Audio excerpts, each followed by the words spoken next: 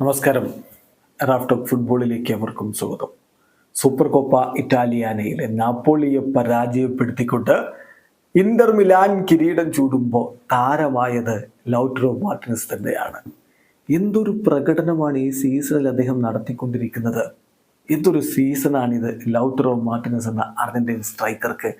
അദ്ദേഹം 27 മത്സരങ്ങളിൽ നിന്ന് ഈ സീസണിൽ 26 ഗോൾ കോൺട്രിബ്യൂഷൻസ് ഇന്റർ മിലാന് വേണ്ടി നടത്തി കഴിഞ്ഞു. കൃത്യമായിട്ട് അദ്ദേഹത്തിൻ്റെ ഗോളിൻ്റെ മാത്രം കണക്ക് നോക്കിയാൽ 27 കളികളിൽ നിന്ന് 21 ഗോളുകളാണ് അദ്ദേഹം നേടിയിട്ടുള്ളത്. ഇന്നലെ 90 മിനിറ്റിന് ശേഷമാണ് ആ ഗോൾ വരുന്നത്. ക്ലച്ച് പ്ലെയർ എന്ന് തന്നെ പറയണം. അങ്ങനെ അത്യാവശ്യമുള്ള സമയത്ത് ഗോൾ അടിച്ചു, ടീമിനെ വിജയത്തിലേക്ക് കൊണ്ടുപോയി.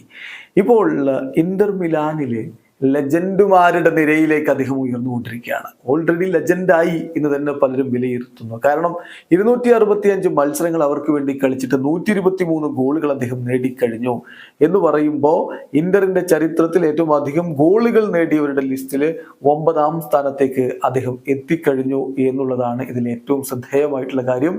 മഹാരഥന്മാർക്കൊപ്പം അദ്ദേഹം ഇടം പിടിക്കുന്നു. നോക്കുക, 123 ഗോളുകൾ എന്ന് പറഞ്ഞാൽ ക്രിസ്റ്റ്യൻ വിയേരി ഇതിഹാസ താരമാണ്, ഇന്റർ മിലാന്റെ ഇതിഹാസ താരമാണ്. അദ്ദേഹം 123 ഗോളുകളാണ് ഇന്റർ മിലാന് വേണ്ടി നേടിയിട്ടുള്ളത്.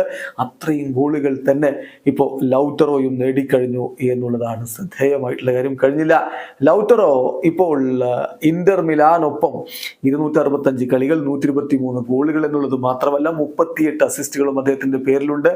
6 കിരീടങ്ങൾ അദ്ദേഹം അവരോടൊപ്പം നേടിക്കഴിഞ്ഞു.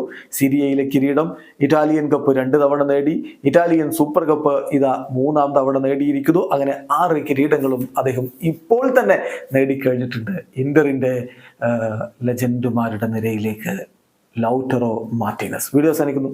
ഫുട്ബോൾ ലോകത്തെ കൂടുതൽ വിശേഷങ്ങളുമായി റാഫ്റ്റോക്സ് കൊണ്ടുവരാം.